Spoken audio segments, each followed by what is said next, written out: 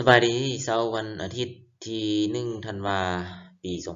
2024ตอนนี้ก็เป็นเวลา11:29 นาทีก็ถือว่าเริ่มต้นเดือนใหม่เนาะมื้ออาทิตย์เลยแล้วก็ถือว่าเป็นเดือนสุดท้ายของปี2024เนาะก็เช่นเคยอาจารย์ก็มีบทเลขที่สำคัญมาฝากก็มานำเสนอบทเลขเกี่ยวกับเลขาคณิตมื้อนี้เนาะคำถามก็มีอยู่ว่าให้ส่องวงมนเนาะ แล้วก็ให้รัศมีของทั้งสองวงมนมาเนาะอย่างพวกเราเห็นอยู่ในขณะนี้เนาะวงมนตัวน้อยๆนี่ก็เป็น r น้อยเนาะเป็นรัศมีเนาะถ้าวงมนตัวใหญ่ๆนี่ก็เป็นให้ r ใหญ่เนาะเป็นรัศมีแล้วก็สองวงมนนี้เป็นติดกันเนาะในรูปสี่เหลี่ยมสร้าง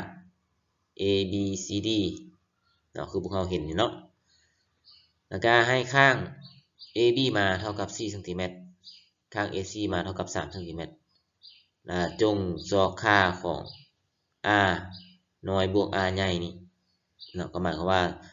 ซอกหาผลบวกของรัศมีทั้งสองวงมนนี้เนาะมันมีค่าเท่ากับเท่าใดขั้นตอนการแก้เอาก็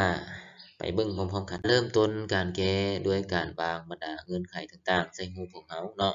อยู่ในนี้อาจารย์ได้วาง x นี่เท่ากับผลบวกของทั้งสองรัศมีจากจุดนี้มาหาจุดนี้ก็จะหมายเป็น x นะจากจุดนี้มาหาจุดนี้ก็จะเป็น3 ลบ x เนาะเพราะว่าข้าง AC เนาะมีค่าเท่ากับ3เนาะข้างซึ่งหน้าซึ่งเป็นข้าง BD นี่ก็ต้องมีค่าเท่ากับ3เนาะแล้วจากจุดนี้มาหาจุดนี้นี่ก็จะเท่ากับ4 ลบ x เนาะก็เนื่องมาจากว่าข้าง AB เนาะมีค่าเท่ากับ4 เซนติเมตรนี่เนาะข้างซึ่งหน้าของมันเป็นข้าง CD นี่ก็ต้องเท่ากับ4 เซนติเมตรเนาะและอีกด้านหนึ่งเนาะอิงตามหลักเกณฑ์พีทาโกรัสเรามีข้างของซากกำลังสองนี้ก็จะเท่ากับผลบวกระหว่างกำลังสองของสองข้างมุมซากเนาะฉะนั้นเราก็จะได้ x กำลังสองเท่ากับ4 ลบ x ทั้งหมดขึ้นกำลังสองแล้วบวกให้3 ลบ x ทั้งหมดขึ้นกำลังสองไปอิงใส่เสมอผลจื่อที่ว่า a ลบ b กำลังสองเท่ากับ a กำลังสองลบ 2ab บวก b กำลังสองจากจุดนี้เราจะได้ x กำลังสองนี่ก็จะเท่ากับ16ลบให้2คูณ4คูณ x นี่ก็จะเป็นลบ 8x เนาะแล้วบวกให้ x กำลังสองเนาะบวกต่อมาก็เป็น3กำลังสองก็เป็น9ลบให้2คูณ3คูณ x ก็จะเป็นลบ6แล้วบวกให้ x กำลังสองตัวนี้แล้วเราก็จรเข้าหากันเราเข้าหากันแล้วเราก็จะได้ x กำลังสองเท่ากับ25ได้มาจาก16บวก9เนาะแล้วลบให้14ได้มาจาก8ลบ8นี่รวมกับลบ 6x เนาะลบ 8x รวมกับลบ 6x เนาะและ x กำลังสองกับ x กำลังสองซึ่งมาถือเครื่องหมายบวกนั้นเอามารวมกันก็จะเป็น 2x กำลังสองหลังจากนั้นแล้วก็จรเข้าหากันเนาะเราก็จะได้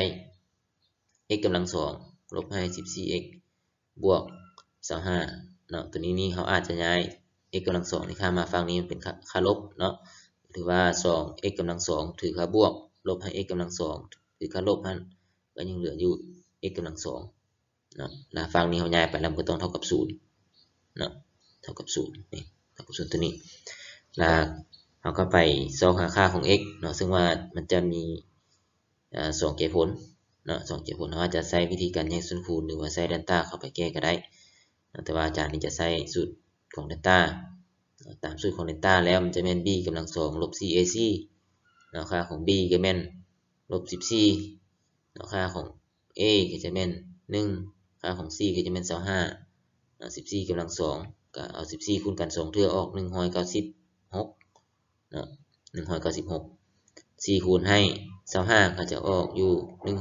100เนาะถือเครื่องหมายลบกันออกมาก็จะออกอยู่96เนาะหลังจากนั้นแล้วก็ไปซอกหาค่าเอามาซอกหาค่าของ x 1 x 2เนาะโดยที่ว่า x 1นี่ก็จะเท่ากับลบ b บวก5กัน2ของเดลต้าส่วน 2a เนาะจะมาเราก็แทนเข้าไปแทนค่าของ b ค่าของเดลต้าเข้าไปค่าของ a เข้าไปเราก็จะได้คุมห้างนี้มาคูณลบเข้าไปหาลบตัวนี้ก็จะเป็นบวก14 เนาะ96นี่เราก็แยกให้เป็น16คูณ6เพราะว่าเราอยากให้จำนวนอยู่ในหางนี้น้อยลงเนาะแล้วก็จะเท่ากับ14บวกให้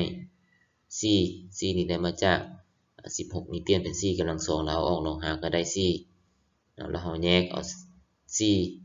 แยกเอา2เนาะออกเป็นส่วนคูณก็จะเป็น14นี่ก็จะเป็น2คูณ7ถึง4นี่ก็จะเป็น2คูณ2แล้วเราก็หารให้2จากนั้นเราก็จะได้ x 1นี่จะเท่ากับ7บวก2หารกัน2ของ6เนาะมีค่าประมาณ 11.90 ตัวนี้เนาะแล้ว x 2นี่ก็เปลี่ยนจากบวกตัวนี้เนาะเป็นลบนี่ก็คูณลบเข้าไปหารลบ14นี่เนาะก็96ก็แยกเป็น16คูณ6เนาะก็จะได้คุมหางนี้มาก็คือ14ลบให้4หารกัน2ของ6ส่วน2ก็แยกเอา2เป็นส่วนคูณเช่นเคยแล้วก็หารให้2ก็ x 2นี่จะเท่ากับ7ลบให้2คูณหารกัน2ของ6เรามีค่าประมาณ 2.10 เนาะเวลานี้เราได้2ค่าคือ x 1กับ x 2แต่ว่าเราต้องไปเบิ่งเงื่อนไขของบทเลขเราเนาะเบิ่งเงื่อนไขของบทเลขเราว่าค่าของ x นี่มันตัวใดเนาะ x 1บวกหรือว่า x 2ที่ว่ามันจะเหมาะสมเนาะเราก็สังเกตเบิ่งตัวจริงเนาะอยู่ในนี้มันมีแต่4ซนแล้วตัวนี้ก็มีแต่3ซนเนาะฉะนั้นมันออกมา11นี่แน่นอนว่ามันเกินเนาะคันเกินไปแล้วมันจะบ่เหมาะสมตัวนี้เนาะจะบ่เหมาะสมแน่นอนว่าตัวที่ว่าเหมาะสมก็จะเป็น x เท่ากับเนาะหรือว่ามีค่าประมาณ 2.10 นี่เนาะหรือว่าเราสิเอาไว้อยู่บนว่า x นี่เท่ากับ7ลบ2หารกัน2ของ6ก็ได้เนาะฉะนั้นเราก็ไปสรุปเลยว่า x เท่ากับ r น้อยบวก r ใหญ่นะก็จะเท่ากับ7ลบ2หารกัน2ของ6เนาะเราปะไว้บนนี้ก็ได้หรือว่าเราสิคำนวณลงไปก็ได้ก็คือจะมีค่าประมาณอยู่ 2.10 เนาะก็ถือว่าเป็นคำตอบสุดท้ายก็หวังว่าบทเลขบทนี้ก็จะมีประโยชน์เนาะตัวพวกเราก็ให้พวกเราเอาไปค้นคว้าไปแก้คืนเนาะการแก้บทเลขก็คืออาจารย์ได้เน้นใน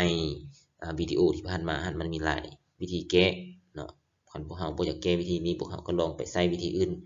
เสาะหาคำตอบลองเบิ่งเนาะเป็นจังไดก็ให้ความคิดความเห็นอยู่กองวิดีโอหรือว่ากองคลิปวิดีโอนี้ของอาจารย์ลองเบิ่งเนาะว่ามันเป็นแนวใดเนาะก็หวังว่าทุกคนจะนำใจความรู้ในบทเลขบทนี้เนาะไปเสริมขยายต่อเนาะก็ขอให้ทุกคนโชคดีขอขอบใจ